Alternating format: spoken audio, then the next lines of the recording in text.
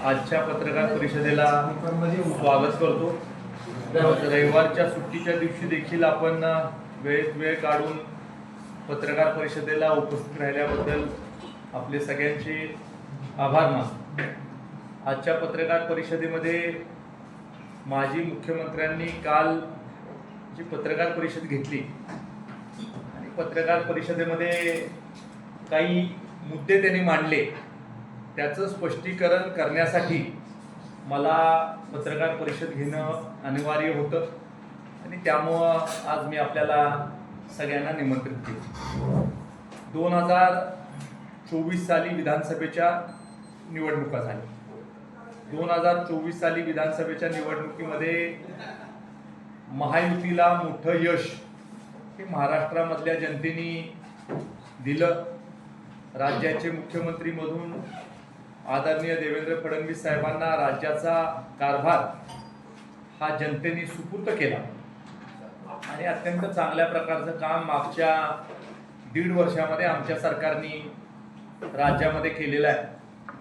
माजी मुख्यमंत्र्यांनी एक असा आकडा दिला की 58,000 मतदार हे दुबार मतदार असा त्यांनी आकडा दिला।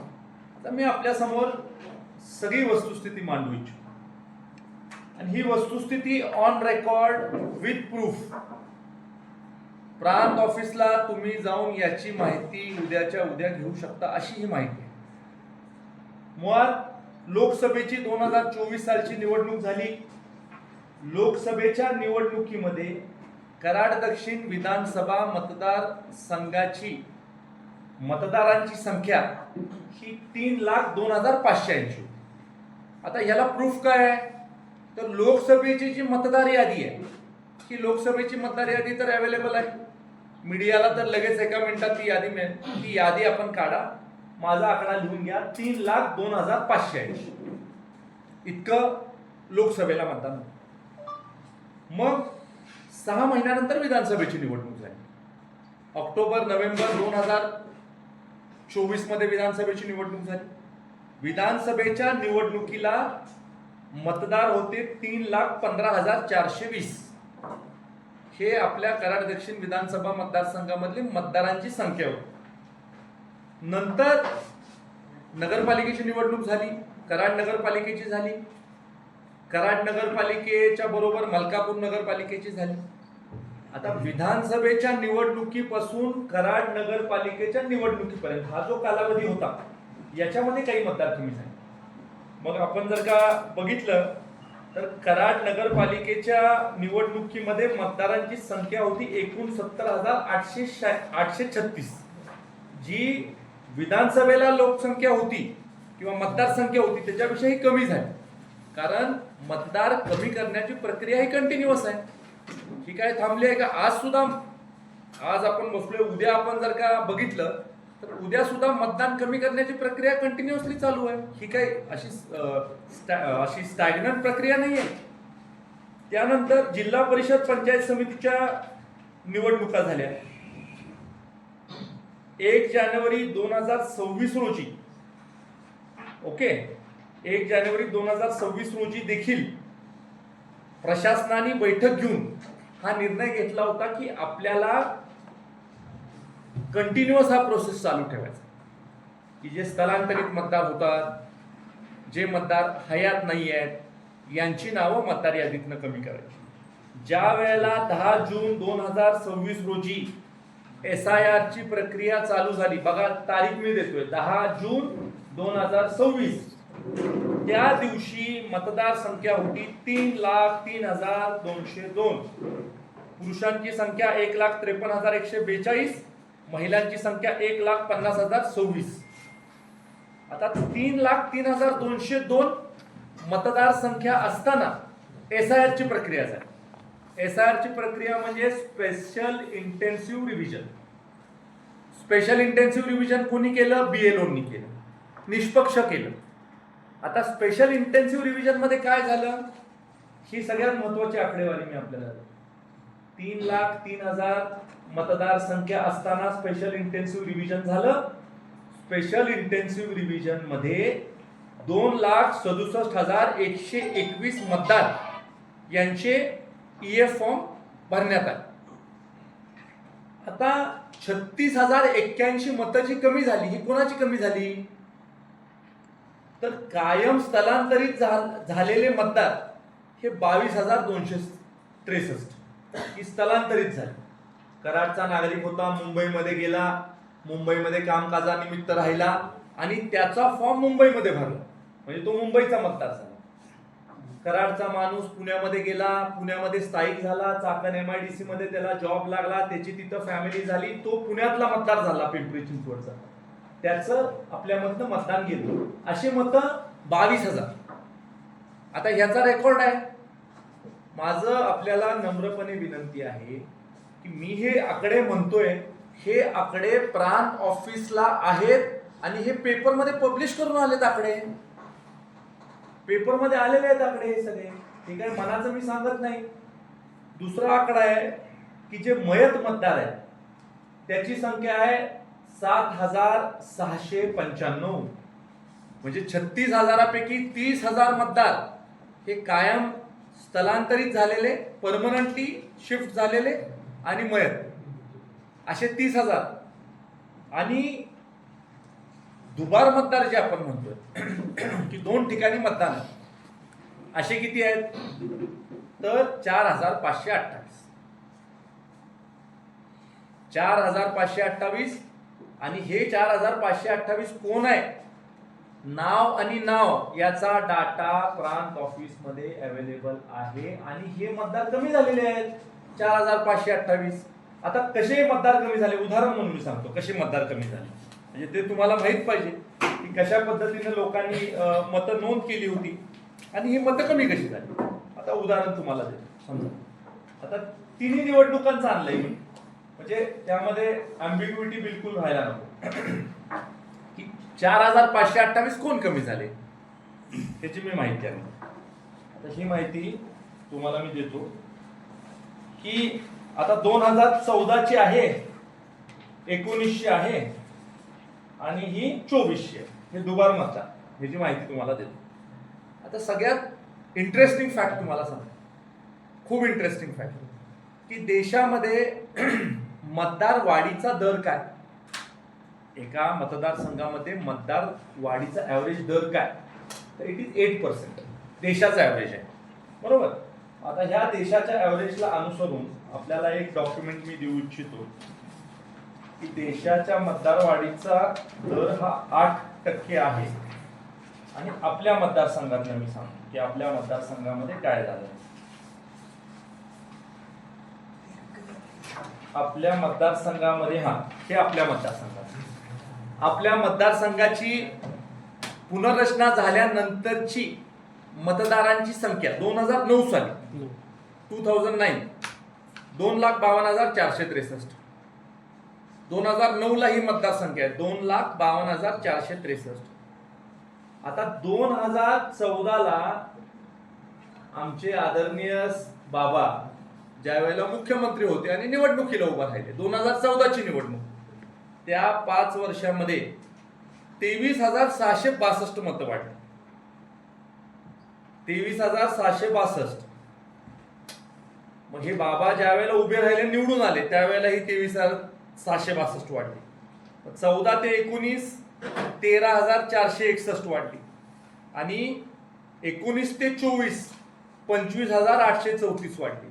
जर का आपण पर्सेंटेज बघितलं तर 2009 ते 14 मध्ये वाढलेली टक्केवारी ही 9 पॉइंट काहीतरी वर आहे.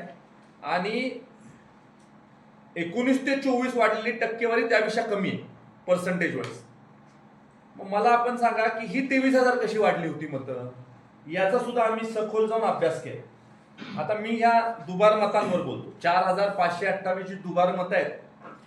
आता तुम्हाला उदाहरण देतो, हे जस्ट एक उदाहरण आहे, असे बरेच असते. इंद्रजित पंजाबराव चव्हाण, बूथ नंबर 110, अनुक्रमांक 1124, कराड दक्षिण विधानसभा मतदारसंघात 1 मत. दुसरं मत सांग, मलकापूर मधलं मत, अनुक्रमांक 314, हे मलकापूर मधलं. आता तिसरं मत, कुंभारगाव, बूथ नंबर 353, अनुक्रमांक 467. बरोबर. आता मला एकच प्रश्न असा माझ्या मनामध्ये निर्माण होतो की पृथ्वीराज चव्हाण साहेब ज्या वेळेला उभे राहिले विधानसभेला, त्यावेळेला त्यांनी BLO ला बोलवलं असावं कदाचित, आणि स्वतःचं भाभींचं आणि चिरंजीवाचं मत कमी केलं. पाटण मतदारसंघातून एकच मत राहिलं त्यांचं फक्त, कराड दक्षिण विधानसभा मतदारसंघात. मग आता इंद्रजित चव्हाणांचं BLO ने ऐकलं नाही, हे म्हणजे असं सामान्य माणसाला तर पटण्याजोगी हा विषय नाही. बरेच लोक तुमच्या बऱ्याच गोष्टी ऐकत होते आणि BLO ऐकत नव्हतं तुमचं. पण दुसरं मत आशा इंद्रजित चव्हाण, बूथ नंबर 110, अनुक्रमांक 1125, मलकापूरमध्ये बूथ क्रमांक 163, अनुक्रमांक 315, पाटणमध्ये बूथ क्रमांक 353, अनुक्रमांक 465, शांतादेवी पंजाबराव चव्हाण 110, बूथ क्रमांक 1123, अनुक्रमांक नंबर बूथ नंबर 119, हे कराड दक्षिण मध्ये. मग ह्या शांतादेवी पंजाबरावजी चव्हाण यांची तर 4 मत आहेत, चार ठिकाणी मत. आता मला हे असे 7 लोक आहेत त्यांच्या घरातले, हे 2014च आहे. मग 14 ते 19 5 वर्ष तर बराच कालावधी असतो. 14 ते 19 माझं 19 ची यादी वाचून दाखवतो. इंद्रजित पंजाबराव चव्हाण, कराड दक्षिण, बूथ क्रमांक 112, कराड 1334, अनुक्रमांक नंबर. त्यानंतर कराड दक्षिण बूथ क्रमांक 167, मलकापूर, अनुक्रमांक 433, पाटण मतदारसंघ 353, कुंभारगाव, अनुक्रमांक 533. 7 लोकांची आहेत मतं. आणि परत शांतादेवी पंजाबराव चव्हाण ताईंचं 4 वेळेला मतदान, 4 टाइम्स, हे 2019. बरं, हे पत्रकार परिषद संपल्या पत्रकार बांधवांना माझी विनंती आहे की तुम्ही प्रांत ऑफिस मधनं व्हेरीफाय करा. हे मी म्हणतो म्हणून बिलकुल तुम्ही सत्यता याची मानू नका. व्हेरीफाय करा हे प्रांत ऑफिस मधनं. आता 2024 ची निवडणूक, परत इंद्रजित पंजाबराव चव्हाण यांची 3दा मत आहेत. आता मला आपण सांगा की तुम्ही एक जबाबदार व्यक्ती आहात, किंवा तुम्ही माजी मुख्यमंत्र्यांच्या घरातले आहात, किंबहुना माजी मुख्यमंत्री तुमच्या घरातच राहत होते इतके दिवस इथं मलकापूरमध्ये, तरी तुम्हाला मत कमी होईना. आणि आता तुम्ही म्हणताय की आम्ही मतं कमी केली, आणि आता त्यांचं जे आर्ग्युमेंट आहे की आमचं 3 ठिकाणी मतदान होतं पण आम्ही 1 ठिकाणीच मतदान केलं. पृथ्वीराज चव्हाणांचा जो सहाय्य सचिव आहे, जो होते, म्हणजे आता तर सत्तेत नाहीत ते, पण पूर्वी जे होते गजानन आवयकर, त्यांनी 2दा मतदान केलं. भांडण झालं वाठारला की मतदान करू नका, तुम्हाला अधिकार नाही. तुम्ही 2दा मतदान केलं. तुम्ही जगाला तत्वज्ञान सांगताय आणि नाकाखाली आणणार आहे तुमच्या सगळ्या. आणि तुम्ही आकडेवारी कुठली देता? 58,000 आला कुठला आकडा? कोणी दिला आकडा तुम्हाला? तुम्ही राज्याचे एकेकाळी प्रमुख होता. तुम्हीच म्हणताय मी पंतप्रधान कार्यालयीन मंत्री होतो तेव्हा मनमोहन सिंग साहेबांनी असं सांगितलं वगैरे, काही मी ऐकलं सगळं. तुम्हाला हे कळत नाही प्रांताला विचारायचं की SIR ची आकडेवारी काय? पण ही ऑफिशियल डॉक्युमेंट आहे, हे ऍक्सेसेबल टू पब्लिक आहे, कोणी ऍक्सेस करू शकतं याला. मग तुम्ही आकडेवारी अशी कशी देताय? आणि तुम्ही कशा पद्धतीनं स्वतःचं मत व्यक्त करताय? तुम्ही डायव्हॉर्स विषयी बोलताय. तुम्ही जिथं कराडच्या MIDC मध्ये मुख्यमंत्री असताना, आमदार असताना एकही काम करू शकला नाही, एकही प्रकल्प आणू शकला नाही. तुम्हाला काय अधिकार आहे डायव्हॉर्स विषयी बोलायचा? तुम्ही भारतीय जनता पार्टीचे दिवंगत नेते आदरणीय गोपीनाथरावजी मुंडे साहेबांच्या बद्दल बोलताय. खरं तर राजकारणामध्ये काही मर्यादा असते, जी व्यक्ती आपल्यामध्ये नाही. त्यांच्याविषयी तुम्ही अशा पद्धतीचे कॉमेंट करणं योग्य आहे का? आता मी जर का आज म्हणायला लागलो की आमचे जे आजोबा होते थोरले, ते आजोबा मला सांगत होते गोष्ट की आनंदराव चव्हाण साहेबांना कसं काय शेतकरी कामगार पक्षातनं काँग्रेसमध्ये घेतलं, तर इज इट राईट? चुकीचं आहे ते. आपल्याला अधिकार नाही इतक्या मोठ्या माणसांविषयी बोलायचं, असं माझं मत आहे. शेवटी त्यांचा निर्णय त्यांनी घ्यायचा आहे, आणि त्यांनी थोडं म्हणजे सकारात्मक दृष्टिकोन ठेवावा, मतदारसंघाविषयी काही सूचना कराव्या, दुसरं काहीतरी चांगलं करावं. हे असलं काहीतरी तुम्ही काढून आणि 48,000 कमी झाले आणि 58,000 कमी झाले. माझा साधा सोपा प्रश्न आहे त्यांना. विधानसभेच्या निवडणुकीनंतर नगरपालिकेची निवडणूक झाली. कराड नगरपालिकेमध्ये काँग्रेसच्या चिन्हावर किती आले निवडून लोक? सांगा आपण.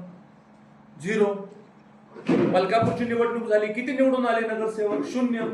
म्हणजे 53 मध्ये एकही माणूस निवडून येत नाही तुमचा. 53 मध्ये 53 नगरसेवकात एक नगरसेवक निवडून येत नाही, ही तुमची कंडिशन आताची. जिल्हा परिषदेत 65 पैकी 1, पंचायत समितीमध्ये 24 पैकी 1. पण माझं असं म्हणणं आहे की लोकशाही आहे. 2019 साली मी निवडून येऊ शकलो नाही. मी काय असा दोष देत बसलो नाही की ईव्हीएम मशीन खराब होतं, पृथ्वीराज चव्हाणांनी पैशाचा वापर केला, असं म्हटलं नाही.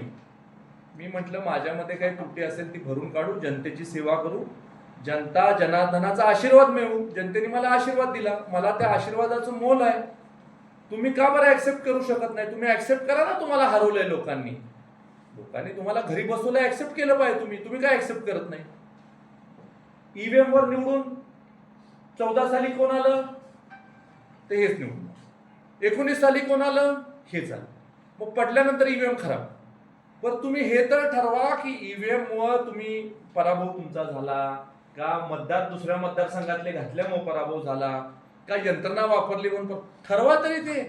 तुम्ही म्हणता ईव्हीएम हॅक झालं, मग हे करायची गरजच नाही ना. बरं हे जर का झालं तर मग बाकीच्या निवडणुका का जिंकत नाही तुम्ही? का प्रत्येक निवडणुकीत पराभव येतोय तुम्हाला?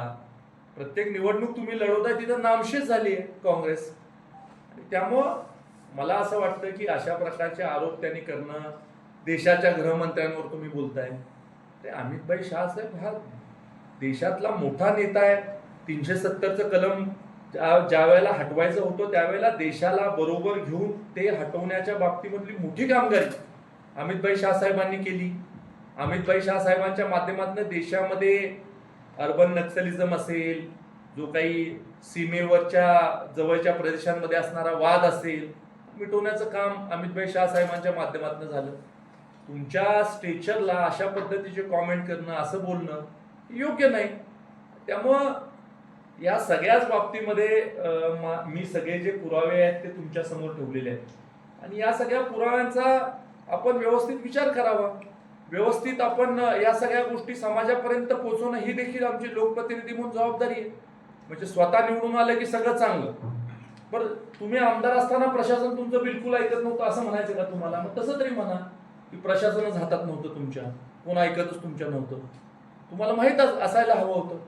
तुम्ही आता म्हणताय की तुम्ही आमदारकीला पराभव झाल्यानंतर बीएलओ तुमचं ऐकायला लागले. तुम्ही म्हणताय की आम्ही बीएलओ नेमली. बीएलओ शासन नेमतं, तुमचा काय संबंध आहे?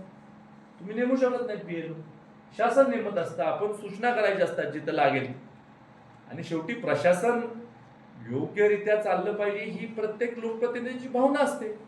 त्या पद्धतीने आम्ही काम करतो. आणखीन काय असतील प्रश्न आपण विचारा.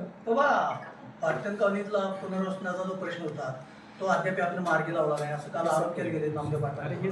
आता माझं असं मत आहे की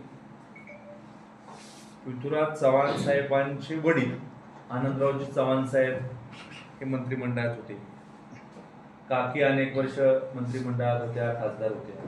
पृथ्वीराज बाबा तर मोठ्या पदावर होते, मुख्यमंत्री होते, त्यानंतर पंतप्रधान कार्यालयीन मंत्री होते. तुमच्या 70 वर्षामध्ये तुम्हाला तिथे काय सांगणार? आम्ही हातपाय हलवतोय, आम्ही प्रयत्न करतोय. लँड यूज परमिशन चेंज करून पाहिजे.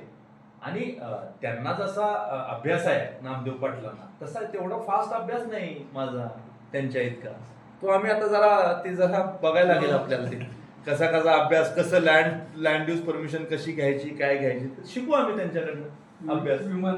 हा, ते अभ्यास कसा आहे त्यांचा तो आपण जरा बघू. माझं एकच म्हणणं आहे की ओव्हरनाईट ह्या गोष्टी होत नसतात. या गोष्टींना वेळ लागतो. लँड यूज परमिशन चेंज करणे कठीण काम, पण आम्ही लँड यूज परमिशन चेंज करून लो कॉस्ट हाऊसिंग साठी लँड यूज परमिशन चेंज करणार.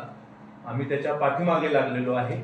थोडा विलंब जरी झाला किंवा वेळ जरी लागला तरी पूर्णपणे आम्ही त्या फाईलचा फॉलोअप करतोय आणि येणाऱ्या काळामध्ये लँड यूज परमिशन चेंज करून आम्ही तो प्रकल्प करण्यासाठी पूर्णपणे प्रयत्न करणार आहोत. मलकापूरमध्ये लो कॉस्ट हाऊसिंग व्हावं म्हणून आम्ही जे काही तिथले नागरिक आहेत त्या नागरिकांची बैठक घेतली. त्यानंतर त्यांचा जो अधिकार त्या जमिनीवर आहे त्याच्याविषयी आम्ही चर्चा केली. तो कार्यक्रम सुद्धा भव्य असा झाला मलकापूरमध्ये. आणि कराडमध्ये सुद्धा येणाऱ्या काळामध्ये जी अडचण आहे ती अडचण मार्गी लावण्यासाठी पुरेपूर प्रयत्न हा आमचं सरकार आणि लोकप्रतिनिधी म्हणून मी हा 100% ठेवतो. बाबा, शिराळा, इस्लामपूर आणि पोलीसकडे यातील बहुतांश मतदार हे सामायिक आहेत असं आपण चित्र होते बाबाच्या. म्हणजे उत्तरमध्ये दक्षिणमध्ये आणि त्या भागात माझं एक म्हणणं आहे की स्पेशल इंटेन्सिव्ह रिव्हिजन ही प्रक्रिया कशासाठी झाली, हे सगळं थांबावं म्हणून. मग स्पेशल इंटेन्सिव्ह रिव्हिजन झाल्यानंतर बाहेरच आलं ना हे सगळं. स्पेशल इंटेन्सिव्ह रिव्हिजन का केलं, देशभरात केलं special intensive revision. Special intensive revision नंतर आता शुद्धीकरण झालंय यादीचं. आणि हे जे आरोप करतात आहे की वाळवे तालुक्यामधले मतदार इथं आले, वाळवे तालुक्यात सक्षम आहेत लोकप्रतिनिधी, ते कशी काय इथे येऊन येतील? त्यांचं म्हणणं आहे की तिथेही त्याला